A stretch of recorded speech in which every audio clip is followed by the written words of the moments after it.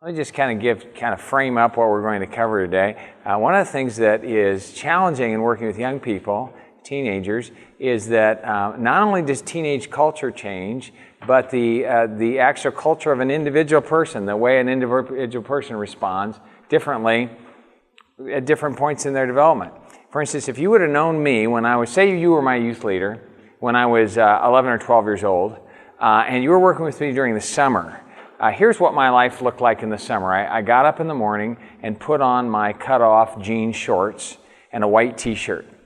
And that's all I put on. I never put on shoes in the summer because there's no reason to wear shoes in the summer. And that's just, a bother. And I would go all week, never putting on shoes. And at the end of the day, I'd go to bed and I'd take off my jean shorts and my white t-shirt and go to bed. And then actually I'd sometimes leave that same white t-shirt on. The next morning I'd put the same one on. I could wear the same clothes for 5 days in a row and never even notice. The only time I put on shoes was on Sunday to go to church. I would get up in the morning and I would never look in the mirror. My hair was whatever it looked like when I got out of bed. That's what I was like. And all of a sudden came this moment when I was 13 years old that I went to my first junior high youth camp. And here was my biggest question as I was going on that camp. What am I going to wear there? What am I going to wear there? And I had these long discussions with my sister, who was a little older than me, who had been to this camp. And, what's the right thing to wear? And she helped me plan out my whole wardrobe for this junior high camp. And, which clothes I was... In fact, I was so careful about what I was going to wear that I changed clothes and I wore one thing in the morning and one thing in the evening. This is only 1 year later. And I can remember thinking, okay, does this shirt look right? Are these pants right? And halfway through the day, I changed. And at one spot, I don't know why it happened, someone came up and looked at my shirt, and it was tucked in, and he pulled it out and said, "Why is your shirt tucked in?" And I was devastated. Devastated. I don't remember anything that the speaker said. I don't remember anything else that happened, but I know that I should have had my shirt tucked in, and my shirt was tucked out. My shirt should have been tucked out, and it was tucked in, and I was just crushed. Now, why when I was 12 years old did I not care anything about it? And when I was 13 years old, that's all I cared about, and that was only 1 year later. What's going on? Now, there's some things that as you work with young people, you go, why do they act this way? Like, why does that happen? Or you watch your young people and you go, why is that? Any things that go through your mind like that? Like here's another one. When I was in junior high, I was probably a younger teenager. We had this whole system of points and awards and different things and I would do anything to get points and awards, especially if it had to do with candy. All right, just like highly competitive. And I remember I got to high school and somebody tried to do the same thing. All right, guys, we're going to come up with points and we're going to see which team wins and they get candy. And we're all sitting there going, "You're treating us like kids." You ever know, some of you, if you know Awana program, which works really well with younger people, why does it just stop working? And everyone's going, "Man, that doesn't motivate me at all." Why is that? Okay, some other things. Or maybe another one, why, when you find somebody who has really vibrant faith in high school, then just loses it in college? You could say, but sometimes you've seen it and it's just gone. Well, we're going to try to come up with some answers to that and also help you to be able to look at a group of young people and know how to modify what you're doing to fit their stage of development. And actually, this will be fabulous. How many of you had kids? Okay, great. This is actually really important when it comes to talking about. Someone came to me during the break yesterday and said, "My son, I sit down and we're reading the Bible, but he won't listen." And I said, "What are you reading?" "Well, we're reading through the letters of Paul." Okay. Well, I wonder how, and I said, "How old's your son?" He said, "He's 3.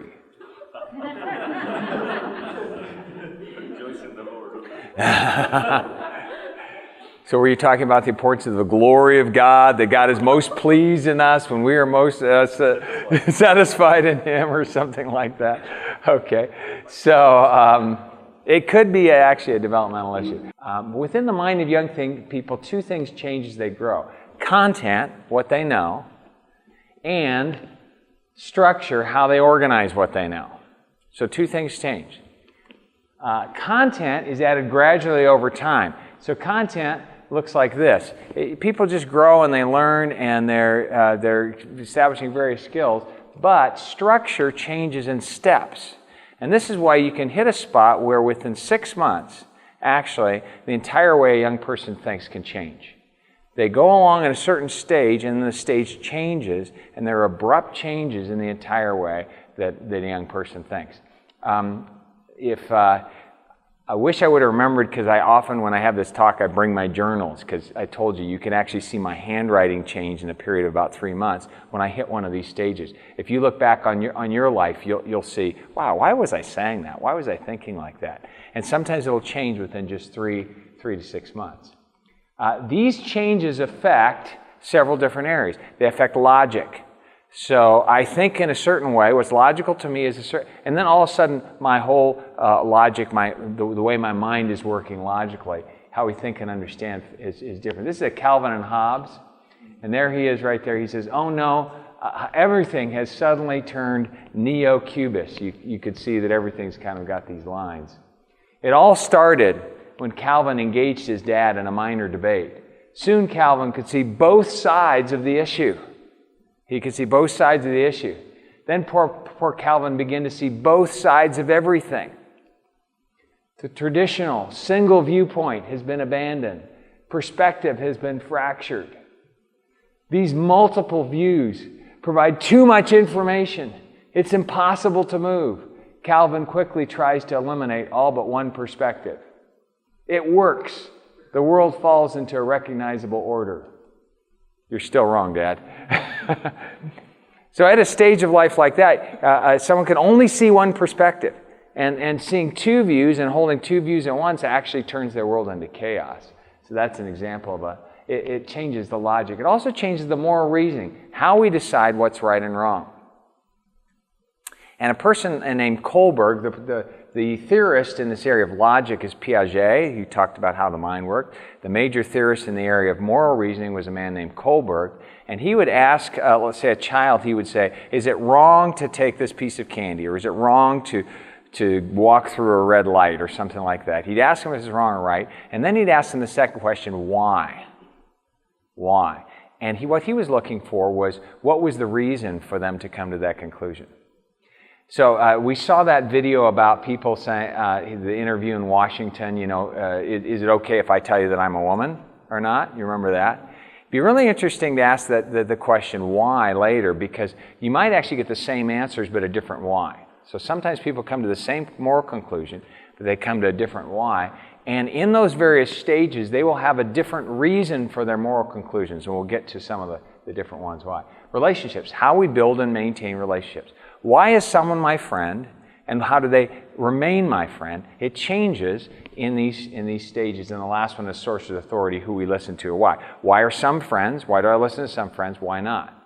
Why, if someone comes and says I have a doctorate, if I come to a youth group of high schoolers and say, I have a doctorate in relationships, let me tell you about how you should be dating. What do you think they're going to say? They'll probably say, because you have a doctorate, you're less qualified, right? But if I would come to this group here and say, I have a doctorate in relationships, let me tell you about dating, they would all go, doctorate in relationships? We're listening. Why did a doctorate mean nothing to me? And it wasn't just about education, it's about a developmental stage when I was 17, and it means something to me later on. Source of authority, who we listen to and why. According to Fowler, Piaget, Kohlberg, and others, and these are some of the theorists, there's actually lots and lots of research behind this. Piaget did the cognitive development, Fowler did the spiritual development, Kohlberg, the moral development. But there's 5 basic stages. Each is characterized by a different stream in which the person is embedded. And so here's the key. If I'm sitting on this raft and I'm going down the stream, then from my perspective, everything on this raft is stable, and the sides of the bank are going by. So I'm actually embedded. So from my standpoint, the stream's not moving. The bank is moving because I'm in the stream. So whatever stream you're in, you see the world through that lens and from that stream. And you don't even know it's a stable place for you, and everything else is moving around it. Okay, so there's a stream that you're embedded in. That's the place that you see the world out through. And here's the first stage. In stage 1, between 2 and 7 years, they're embedded in the stream of intuition. In other words, they see the world out with intuition. They don't even know that it's intuitive because that basically is the world. That's the way the world works. And but that's how they come to understanding about meaning. That's how they think. So when our kids were young, sometimes they'd say, when are we going to have dinner? And I'd say half an hour. What's a half an hour? To how old are your kids? To a three-year-old? Yeah. Especially in the earlier stage. Now, some of this is sometimes it doesn't always go that high, and so I'd have to say, well, it's a poo movie, and I can intuitively feel how long a poo movie is, and then I know. But like an abstract concept like time is much harder. I can remember one time that my son said, "Dad, you're going on a trip," and I said, "Yeah." He said, "You're going alone." I said, "Yeah." "Won't you be lonely?" "No, I'll be fine." "Really? Aren't you going to be lonely?" Because he can only intuitively feel that if he was on the trip, he would be lonely. So I must be lonely too. So I get ready to go out the door, and he says, "Dad, here, he can go with you." And I said, "What?" And he hands me poo, his bear, and he says, "Because I don't want you to be lonely." So what's he thinking? He's intuitively feeling, I'd be lonely, Pooh helps me not be lonely. He must help you not be lonely. And he can't think. This is not a logical thing. This is just intuition. They intuit about their world. Sometimes Tyler, who's my oldest son, he'd say something really that I think was quite brilliant and smart. And I'd say, "Tyler, how did you know that?" And he'd go, "I just knowed." Just know. He can't tell me where I saw this and reasoned this and then I came to this conclusion. They just know.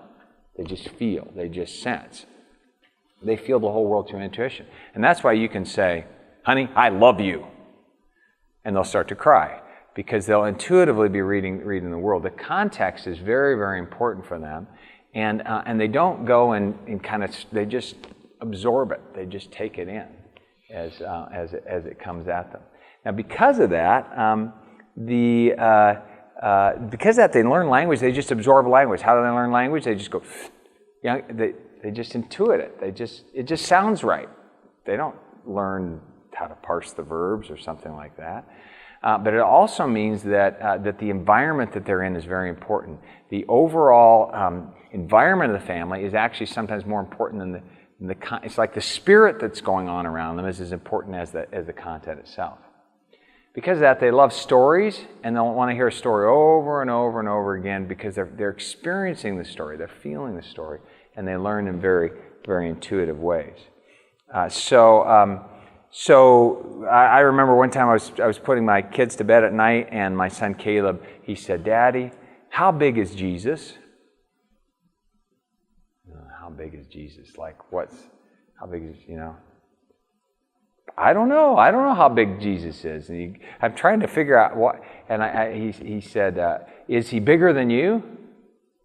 And then all of a sudden I realized, okay, big is associated with power and authority. So I said, "Well, yeah, I think he's probably bigger than me." Is he bigger than my bunk bed?" "Yeah, he probably is." "Is he bigger than this room?" "Yeah, he is." "Oh." I said, "Caleb, why are you asking?" And he said, "Well, if he's that big, I don't need to be afraid." So you see that intuitive, they're very much just taking all the world in through intuition. And so you're going to have a hard time with things like concepts like grace and love and various ones like that. So they will read the tone of voice and not even often listen to the words. So so logic, they don't have much logic. This is actually, well, I'm going to go through, I'll tell you the streams and then we'll go back into them. Okay, the second one is events. So we'll come back into this. Events is 7 to 15 years of old. And some of these some of it's not actually, it could go earlier, it could go later. The time that they move into a stage is not exact, but these stages are invariant. In other words, people don't skip these stages and everyone goes through them. So in this stage right here of events, you organize your life around, your reasoning becomes very concrete. and you organize your life around around actual things. So if you ask someone in this stage, tell them, how was the movie? They'll say they're great. And they say, tell you about it, and they can tell you the entire movie. It's the events that go on. If you look at my journals, I have journals back from when I was about 12 years old, and this is how my journals always start. I got up at 7 o'clock. I had eggs for breakfast. Then I went to school. School started at 8:15. It was a good day. I didn't have much homework. And you just hear these things? I'll often say it was good, it was bad, I was bored, this happened. But if you read my journal, it's really all about the events that are happening. I'm not thinking about the meaning of life. I'm not philosophizing about anything. I'm experiencing life as it's coming at me in various events. Now, I actually did my master's thesis on this particular question of development and interviewed a lot of young people. And I interviewed some people on this stage, and I said, tell me about your best friend. And they said, my best friend is Tim. Well, why are you guys such good friends? Well, he likes basketball, and I like basketball too. What's another friend? Mike. Oh, why are you good friends with Mike? Well, we walk home from school together. You hear this? And it's not, we sit and have conversation. And all of their friendships will be rooted in some activity that they do together. It won't be that the friendships are really revolve around events, around the doing, which is why Awana works so well for this age, because there's so much activity, there's doing. Things are concrete. Now, I can remember when I was 12 years old, my dad gave me a Living Bible, a good translation, and he challenged me to read through it. And I read through the whole Bible when I was 12 years old. And at the beginning is so cool. God creates the world, and then there's this tower that falls, and there's this big flood, and all this. And then I get to this book called Ecclesiastes, and I just had a horrible time in Ecclesiastes, just terrible, because I'm reading along and it says meaningless, everything is meaningless. And I remember going to my dad and saying, "How did this book get in the Bible? It says everything's meaningless." So I'm taking everything at face value. My logic is very concrete; it's not abstract.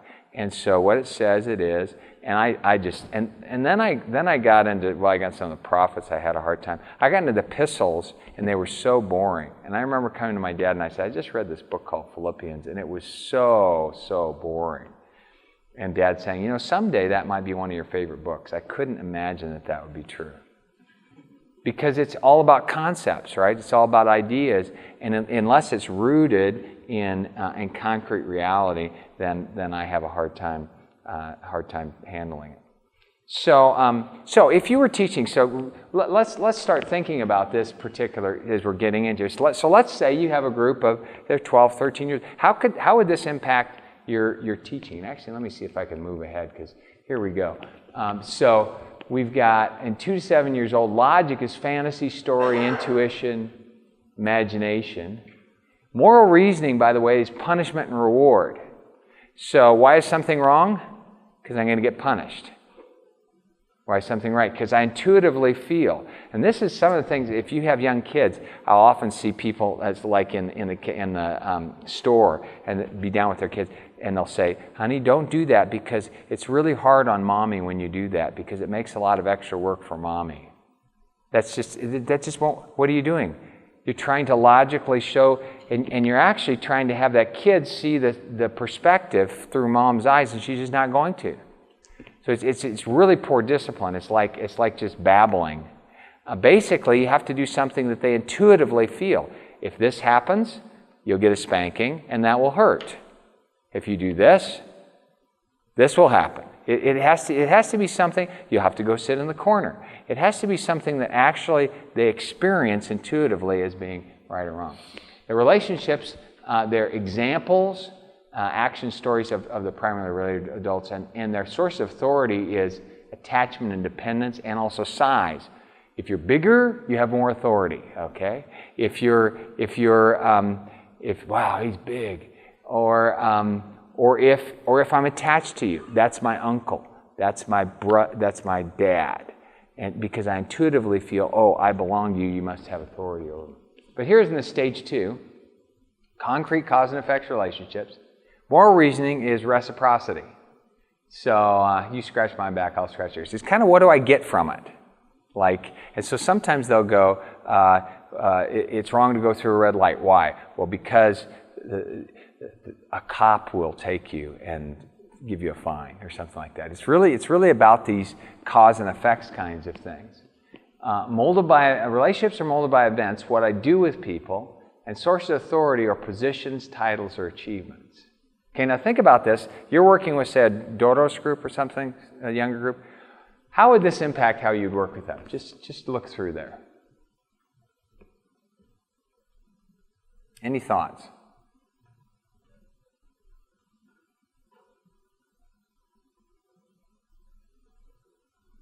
If you want to get close to them, how do you get close to them? You want to build relationships with them. How do you do that? You're going to have to do something together. In fact, if you just say, hey, let's just sit around and talk, it's like you're giving a lot of information that has no file folder if there's no activity. They're very, very activity-oriented. I remember a youth leader that was working with this age, he had something he called Buff and Bible, and the guys would go and lift weights together and then read the Bible. But the lifting weights together actually gave them a file folder for the Bible. If they hadn't done anything together, they wouldn't be close. So if you want to build relationships, so when my sons were at this age, because I wanted to build relationships, I had to do things with them. So I said to my son, what do you want to do today? He says, I want to climb a mountain. Okay, let's do that. We climb a mountain, we come back down. Man, Dad, I feel so close to you because of this activity that we did together. All right, if you want to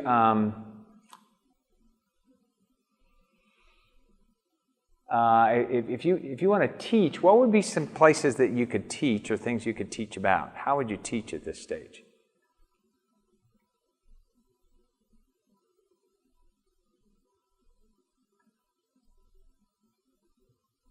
What are books of the Bible that would work well? Stories, all right. And stories will also work well in stage 1, but they'll work well for a different reason in stage 2. So what about the stories?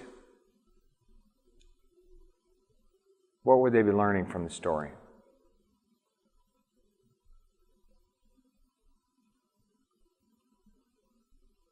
They'd kind of be learning how the world works, okay? So you could see that David trusted God, or this happens, or something like this. Now there also are some other than stories. There are some books of the Bible that would be really good here. What would be some books, even some teaching books? Which of the epistles would be good at stage 2?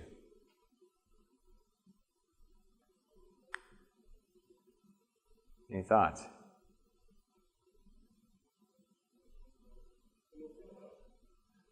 Timothy might, but Timothy is still quite conceptual. What James is really good. Do this, don't do that. If this happens, this. I've often taught through the book of James with this group because it's just so clear and concrete. It's very action-oriented. All right?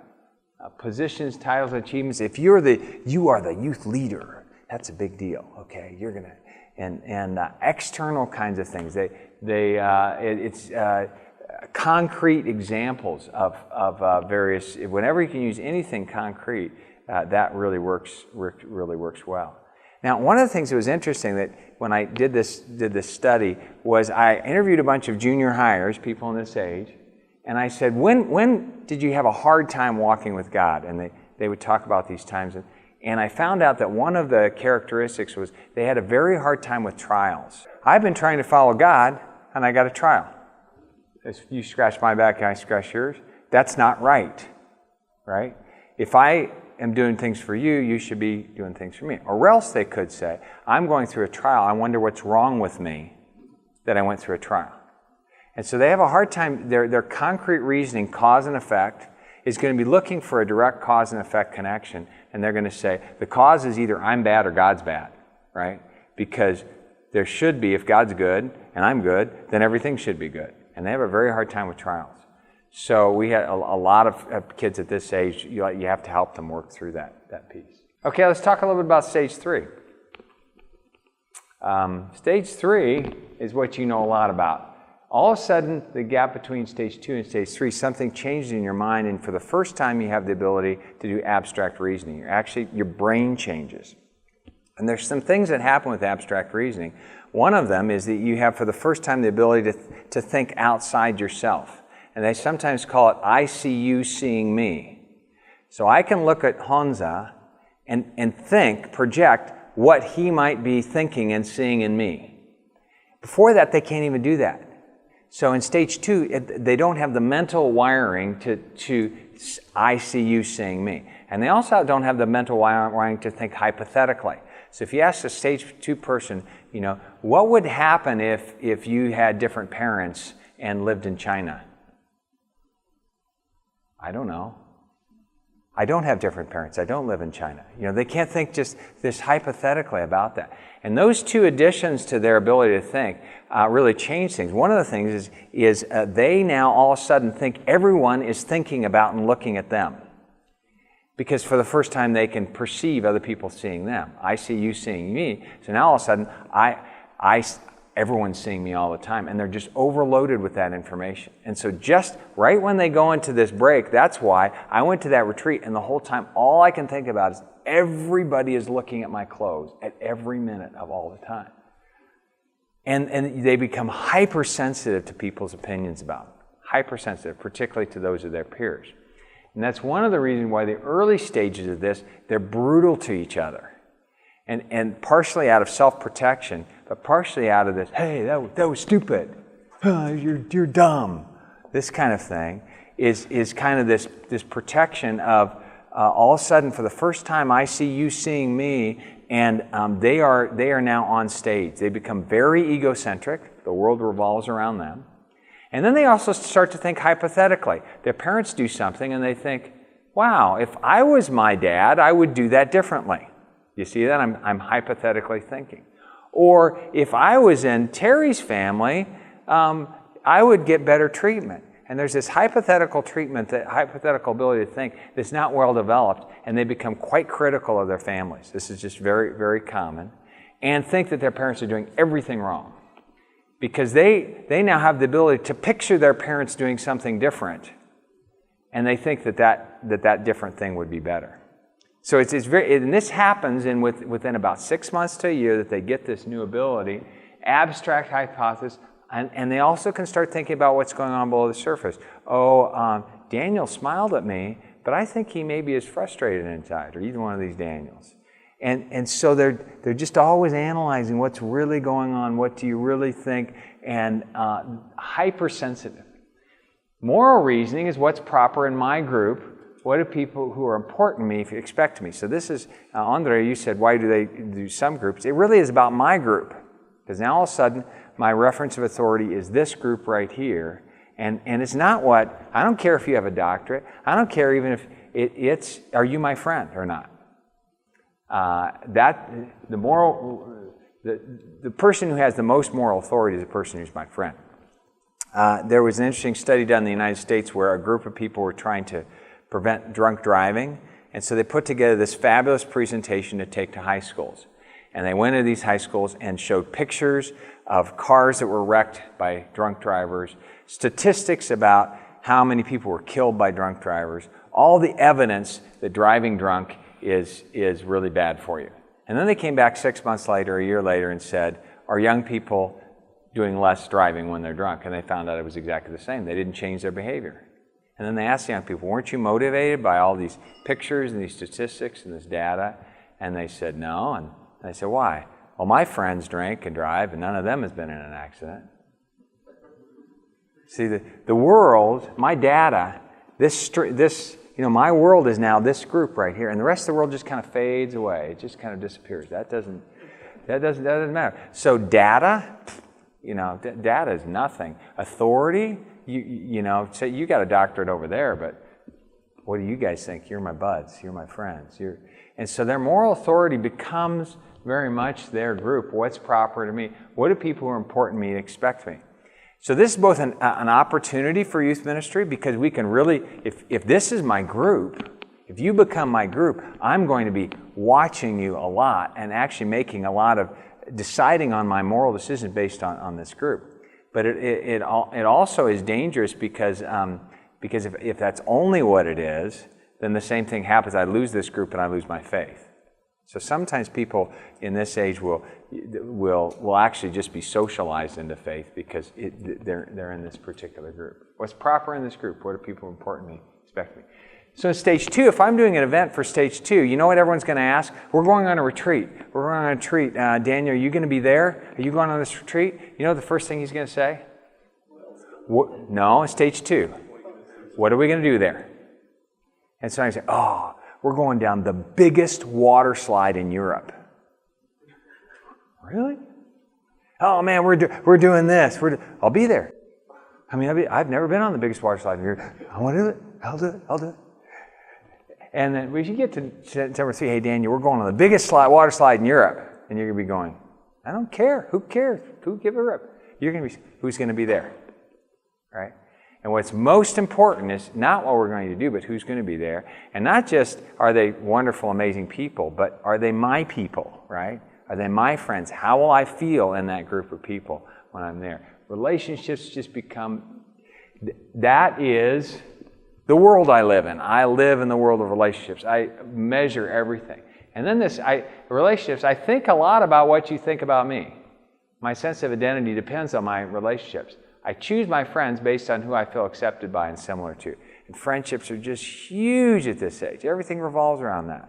And so you can have the most incredible program in the world at your youth group, but if the young person doesn't feel accepted and loved in that place, they're gone. Because their whole world is revolving around these relationships. So, and this is even interesting, Tim, when you go into the schools, because you're going in to perform, but you need to actually establish a relationship as quickly as possible with those people, because you're a rock star, which that'll be okay, that'll help. That's impressive, but if you're a rock star that actually learned my name or saw me or had this conversation or we experienced something together, then all of a sudden you become a totally different kind of authority in my life. Okay, let's move on to stage 4. So any things that you recognize as you thought about yourself in stage 3? Were you relational? Everything was relationships. Everything was relationships. And what's interesting is even though you were in conflict with your parents, you still really cared about that relationship, which is why when that study was done in Slovakia, the thing they wanted to most improve was their relationship with their parents. Relationships are important, even relationships in tension. It's just the world is about relationships. Now you hit stage 4. So actually probably most of you are in stage 4. So now we're talking about stage that most of you are in. Now let me just ask a question, Daniel. When you thought about coming to ELF, did you think about, all my friends are going to be there? But we are. I mean, I'm a friend of yours. Come on. So what was your question about coming to ELF? Why? What can I learn? What can you learn? Okay, it's a really different question. What can you learn? But you know, it's really, we're just going to kind of all hang around, and it's just going to be such a good time, and you're going to become a part of this group, and really that's the value. I mean, that's the value of life, isn't it, Daniel? Okay, now, if I would have met Daniel at 17 years old, he would have given me different answers. The same person is different later on. And so now we've got this, now he's living in the world of concepts and ideas. Now, it doesn't mean he doesn't have relationships, but his reference point is a reference point of concepts and ideas. Actually, for the first time, he can step out of his relationships and go, he could even say, Dave, I'm good friends with you and I disagree with you. And that'd be okay. Or he can say, I think I'm going to be friends with Doreen because we have real similar views. But you would start with the view and then choose the friendship.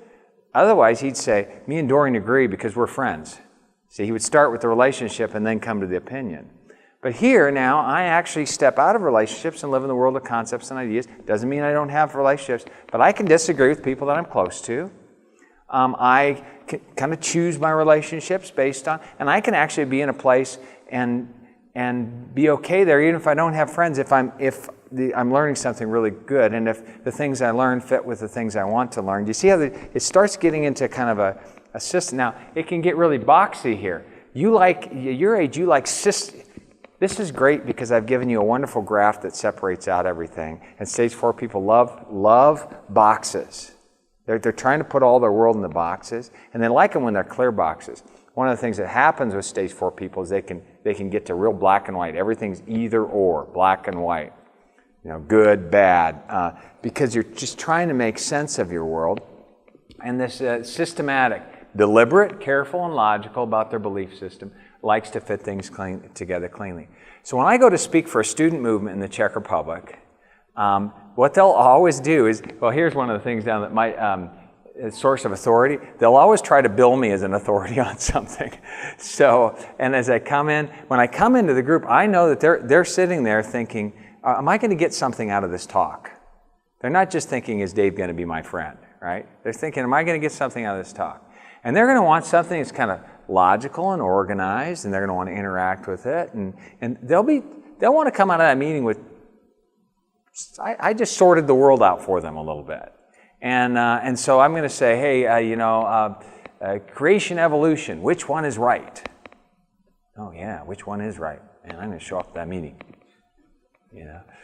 Stage 3, they might go, I don't know, what do all the rest of you think? All my friends think creation's great. I'm creation, I'm there. So in this stage, I can remember when my son my oldest son hit stage 3. All of a sudden he said one day, Dad, can we all go out for coffee? I was like, right, we got coffee at home. No, I want to go out for coffee. Why? So we can talk. I said, what do you want to talk about? I don't know. I just want to talk. And he just loved it. Let's just talk. Now, before that, he wanted to do. Then he wanted to talk. And then he got to stage 4, and I said, why don't we do some, let's study the Bible together. What are you interested in? And he says, I'm interested in apologetics and systematic theology. It's cool. Really? we're hitting a really different stage. He just wants to talk. And now I want to sort it all out, get my systematic theology. Law and order. The moral reasoning really is what's right, what's wrong. I had a kind of hilarious conversation with my middle son just a little while ago. My middle son's married, and they're trying to have kids. And he says, Dad, we aren't using birth control. In fact, we're morally against birth control. I said, oh, really? Really, why? Yeah, he says, I think it's just wrong when people try to take their future into their own hands. They're not trusting God when they use birth control because they're trying to control their entire lives. And so we aren't going to use birth control. And I'm going, okay, it's fine if you don't use birth control. But he's making this moral law, And this is often what happens at this time. You're getting, it's because of this moral law, this big thing that I'm not going. No, it's because you guys don't want to and you want to have kids. I mean, whatever. But it can be pretty funny at this. People get real boxy at this age. So I said, I love you and I hope you have kids soon. All that. I choose my beliefs and then my friends based on those beliefs. I'm able to separate. A source of authority, my judgment. So my judgment is source of authority. People are information compatible with my basic beliefs. So, is he from my stream of theology? Is he from my basic background? Someone who's competent, well-informed. Oh, he has a doctorate. Wow, this person wrote this book. Oh, I'm going to listen to them. So it's much more like that. If you go to your high school students, this person wrote a book, they're going to go. So, now, pop stars are huge sources of authority. But they're a lot because of that relational thing, because people start to live vicariously through them. I want to be like them. That's my model, or something like that. So they really live in this world of concepts and ideas. Here's an interesting piece, and then I want to tie something together. A person will always interpret information from the perspective of the stage they're in. They always will. Always will. And so they're embedded in it. They don't even know they can't get out of it. There's nothing more or less spiritual about one of the stages. It's possible to walk closer to God at any stage. So it's not that stage 4 is more spiritual, though the nature of the relationship changes. The higher the stages are, however, more developmentally mature. Generally, people have the least tolerance for the stage they just left. And so here's something that happens is, this is something that we have to watch as youth leaders, is if you're in stage 4, especially after a little while, you could become intolerant of stage 3. And this is most, and the jump stages have an easier time. Generally, stage 4 parents do better with stage 2 kids. When they do stage 3, stage 4 parents do not do well with stage 3 kids. They just miss them. Because stage 4 and stage 2, if you're event-oriented, I'm concept and ideas-oriented, okay, we can kind of handle that mix. Actually, 5 and 3 work too. But the stage that's closest to you is the hardest one for you. And so we have to actually work at that as stage 4 youth leaders, that we're not running a stage 4 group, that we're actually running a stage 3 group that we translate. Stage transitions, let me go back, create a great deal of disruption and instability in a person. They'll often lose orientation or swing to extremes when they're going from one stage. So the transitions are really difficult. And that's where the transition from 2 to 3 is very disruptive. Transition from 3 to 4 is very disruptive. You'll often find people losing their faith in those transitions. Because I go to college, and I had this great, wonderful group that I loved, and I go to college, and I've got this professor who's an expert in his field, and he's given me this incredibly logical argument, and God's not a part of it. And he's a real authority. And then, and then I start going like this, and then why do I believe? I believe because all my friends believe. But I really don't care about that anymore. Actually, I've got friends with different beliefs, and I don't have a problem with it. And then they just lose their faith because they don't have a state, they don't have categories for stage 4 faith. The engines that move a person forward are stimulation and a rich environment with much to interact with and disequilibration. There's more we could talk about with this. That's really... And then here's some just practical application, different books of the Bible. These are kind of interesting. What I tell my parents when I get home from the retreat. And after that and then God got hurt, and you should have seen. That's what I tell my parents.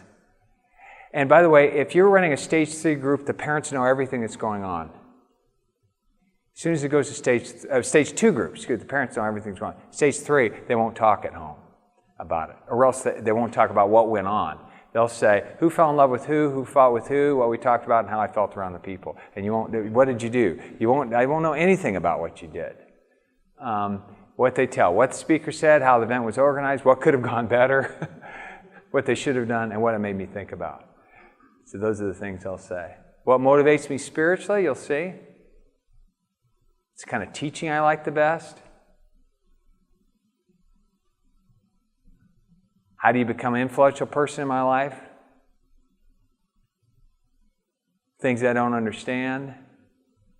What activities I enjoy most. So this is just this really helps you if you're knowing what kind of group you're. Books of the Bible that work really well.